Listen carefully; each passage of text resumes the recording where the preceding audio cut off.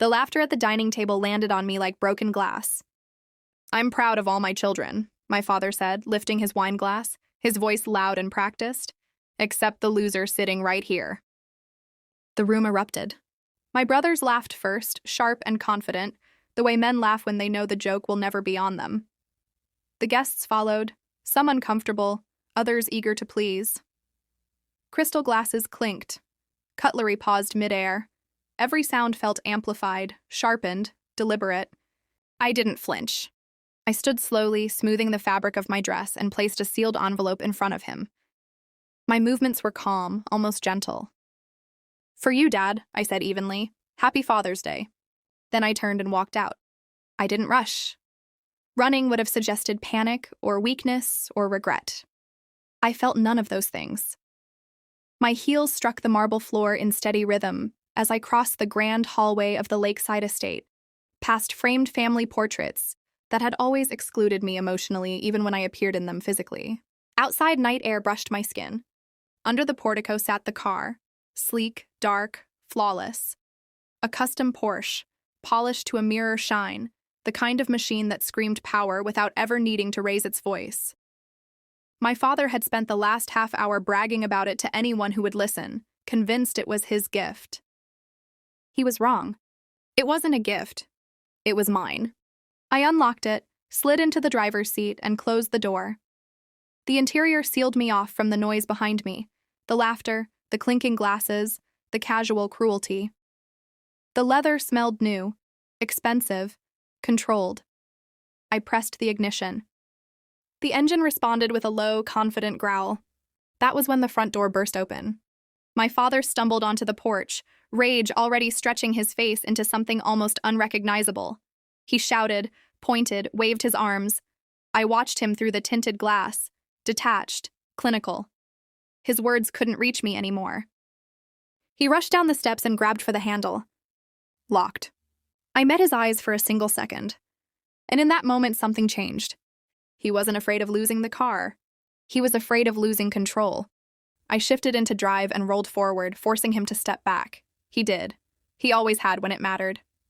As the estate shrank behind me, I checked the mirror. My brothers stood beside him now, confused, helpless, stripped of their confidence without the dinner table to support it. I merged onto the road and let the city pull me forward. For 26 years, I had been invisible by design. Too quiet, too cautious, too fragile, as my father liked to say. The kind of daughter who was tolerated, not trusted. My brothers were loud, aggressive, celebrated. Tyler, the visionary. Lucas, the personality. Both convinced they were destined for greatness simply because they had been told so. I had learned early that silence was safer and far more powerful. 2 hours earlier, the dining room had been filled with the smell of roasted meat and arrogance. The dinner wasn't really about Father's Day. It was about legacy. About my father announcing that he was stepping fully into the role of CEO of Sterling & Stone, the real estate empire that carried our family name. He stood at the head of the table like a king addressing his court. "To the future," he declared, "and to securing this family's legacy." He looked at my brothers. He did not look at me. "I've decided to transfer management of our most valuable assets to my sons," he continued. "Tyler will oversee development. Lucas will handle branding and expansion." They beamed. Tyler smirked in my direction. Lucas raised his glass like he'd earned something. Then my father finally turned to me. "Morgan," he said almost kindly, "you're not built for this world. Real estate is brutal. You don't have the instinct for it, but your brothers will take care of you." Fragile. The word sat heavy in my chest, but I kept my expression neutral. I had learned how to do that long ago. What he didn't know was that while he underestimated me, I had been studying him. While they talked, I listened. While they celebrated, I observed. No one hides secrets from someone they believe is irrelevant. For a decade, I had watched documents left unattended, passwords written carelessly, conversations held in front of me as if I were furniture. I knew the numbers better than the executives. I understood the risks my brothers ignored and the debts my father buried under confidence. They mistook my quiet for ignorance. It was camouflage. My official story, the one my father liked, was that I worked as a low-level analyst at a small investment firm. A harmless job, a small life. Something he could dismiss with a patronizing smile. The truth was far less convenient. I specialized in distressed acquisitions and corporate restructuring. I found companies on the brink of collapse, bought their debt quietly, and took control long before anyone realized what was happening. It was a discipline built on patience, precision, and silence. Exactly the skills my family had taught me without realizing it. 6 months earlier, I ran an audit on Sterling & Stone. What I found wasn't a thriving empire. It was rot, assets overleveraged, cash bleeding out. Consulting fees funneled into shell companies owned by my brothers. Projects announced but never approved. Branding budgets that funded vacations instead of growth. My father wasn't building a legacy. He was burning it. I realized then that waiting would cost me everything. So I stopped being a daughter and became an investor. I created a holding company, bought debt quietly, approached minority shareholders my father had dismissed for years. They were eager to sell, desperate even. Within months, I owned nearly half the company. I needed more. I needed control. And then, 3 weeks ago, opportunity arrived. Shares from the family trust hit the private market. My brothers were selling. I didn't hesitate. I bought them. I printed the documents, sealed them in an envelope, and waited for the right moment. Father's Day. As the city lights stretched ahead of me now, I knew the dinner wasn't the ending. It was the opening move. Tomorrow the locks would change, and so would everything else. Morning came with the sharp clarity of winter sunlight cutting through glass towers. I dressed deliberately, the charcoal wool suit hugging my frame like armor. No jewelry, no makeup, nothing soft or distracting. I was a weapon, tailored to precision. The Sterling & Stone lobby was quiet when I arrived. A few early employees glanced up, their eyes widening. Rumors travel fast in offices where ego is currency and loyalty is scarce. Today, I was neither employee nor subordinate. I was the authority they had never expected. I passed the receptionist without a word, the polished shoes of my heels tapping a steady rhythm on marble. Frank, the head of security, gave me a brief nod. He had received the memo at 4 a.m, and he knew, as well as anyone could know, that today everything would change. Updated access protocols, I reminded him quietly. Yes, ma'am, he replied, tension threading his voice. The elevator carried me upward, the soft chime announcing my arrival on the executive floor. Plush carpets, mahogany walls. A faint scent of money and old ambition hung in the air. But the energy was different. The weight had shifted. People who had ignored me for years now registered my presence. A glance, a nod, a silent acknowledgement. The current had changed, whether they understood it or not. At 9:15 a.m., the elevator doors opened again. My father strode out, power suit perfectly aligned, but the confidence that had always surrounded him was fractured. He scanned the floor like a king whose kingdom had suddenly shrunk. He reached his office, swiped his keycard. Beep, nothing. He tried again, harder, beep, beep, beep. The assistant, Sarah, whom he had called Sherry for years, looked at him blankly.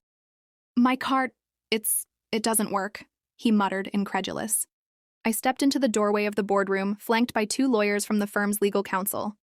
My voice, calm and lethal, cut through the lobby like a scalpel. You can't open it because it isn't your office anymore, I said. James spun around, eyes wild, mouth moving as though forming words, but they wouldn't land. The locks, the guards, the protocols, all were under my control. Every avenue he had relied upon to assert dominance was gone. You can't do this, he spat. You're fired, I interrupted him, smooth and unshaken. You can't fire me, Dad, but I can trespass you. I signaled to Frank, who stepped from the shadows with 2 additional guards. Their presence was subtle but undeniable. The balance of power was now visible, a tangible thing my father could no longer ignore. James's lips trembled as he whispered, almost strangled. You can't do this. I built this company. I didn't build a facade, Dad. I bought the foundation, I corrected, my voice steady, deliberate. I walked into the boardroom, leaving him fumbling in disbelief. Bring him in, I instructed, and bring his sons. It's time for the shareholder meeting. The room was cold, conditioned to exactly 68 degrees, a small mercy for the tension it would soon amplify. Tyler and Lucas sat across from James, their postures hesitant, eyes darting to me in ways that betrayed the discomfort they had never known in my presence before. James slammed his hand on the table.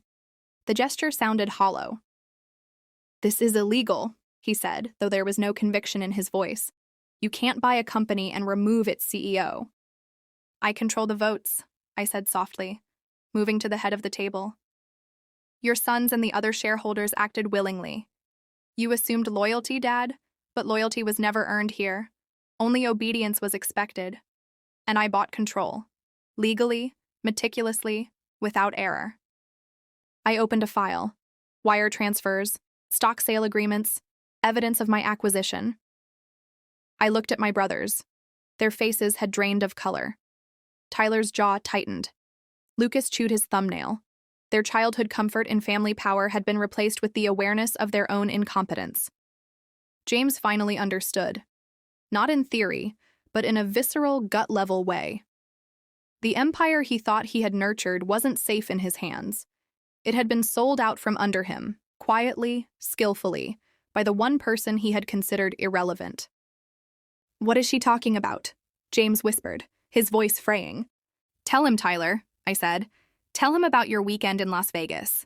The $80,000 lost in online gambling. The contracts you ignored. The money you spent pretending to manage development while creating debts you had no intention of repaying." Tyler stammered, his voice cracking. "Lucas," I continued, turning to him, "explain the crypto margin call. Tell him how you leveraged your inheritance to cover it. Show him how you contributed to selling his company without realizing it." The room vibrated with tension. Tyler and Lucas exchanged panicked glances. The brothers who had been groomed as heirs, kings in waiting, were now puppets in a narrative they didn't understand. James roared, springing from his chair, which tipped backward from the force. "You sold my company, how could you—" "You assumed your sons were heirs," I interrupted.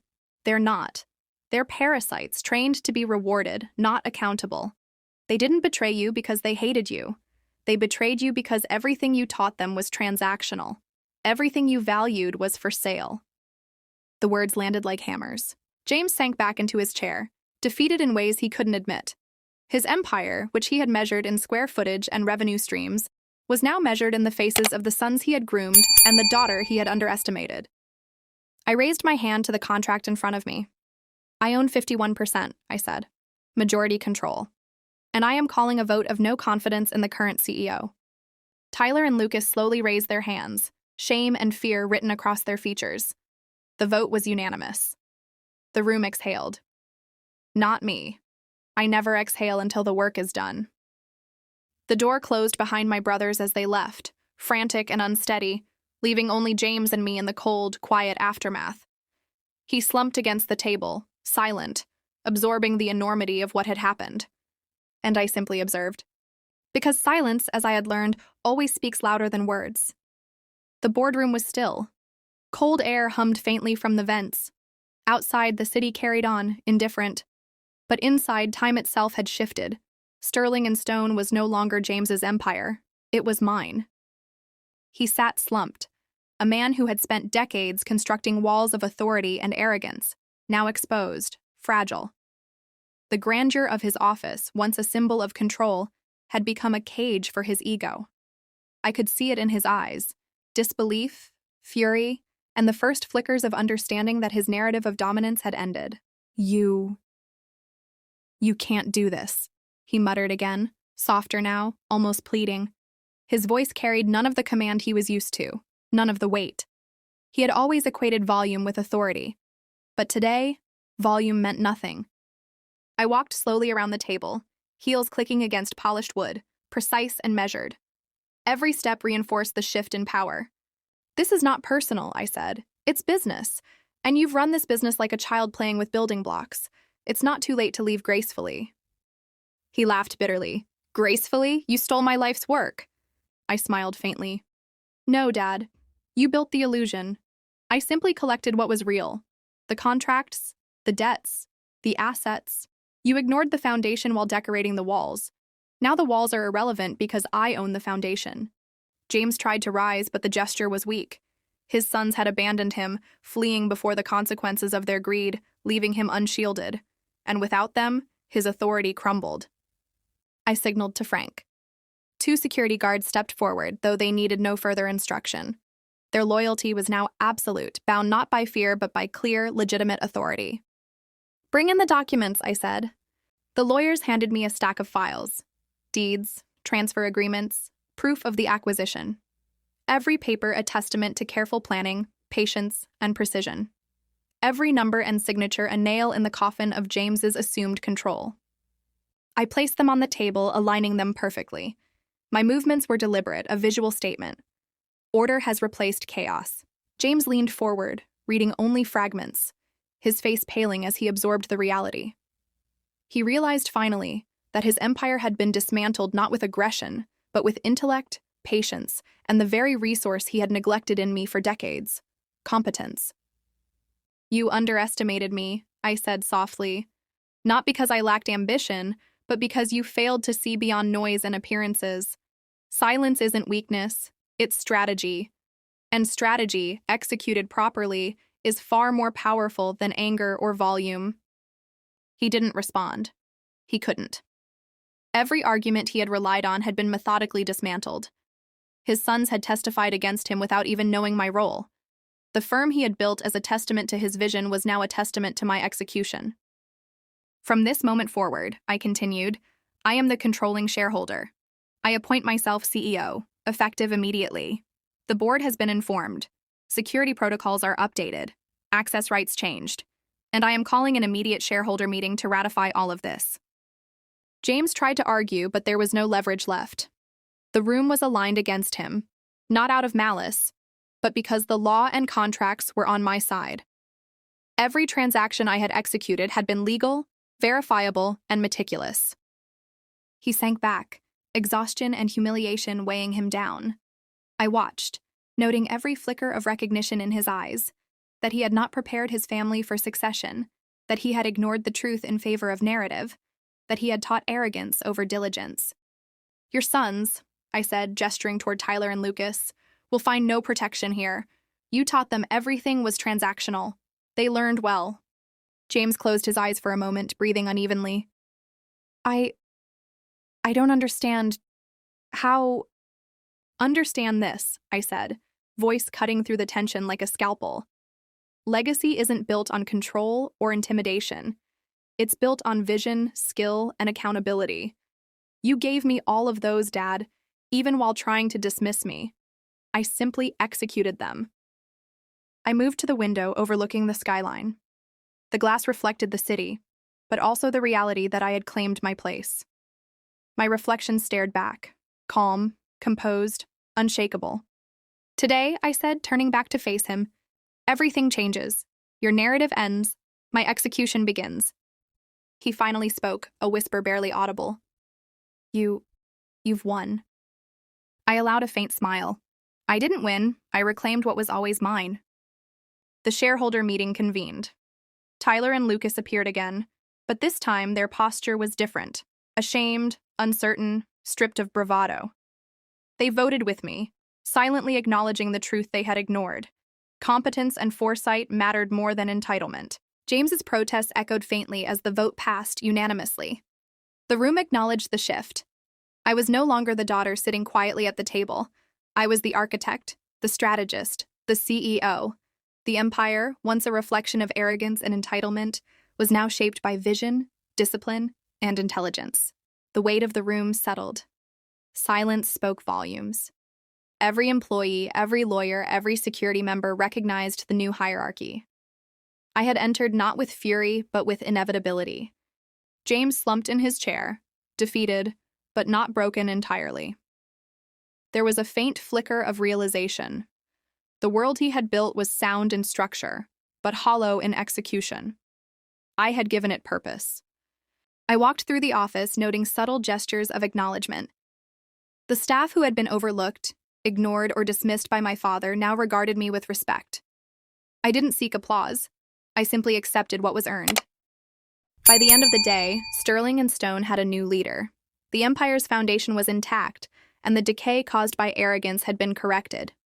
I signed final documents, updated protocols, and ensured every transaction was accounted for.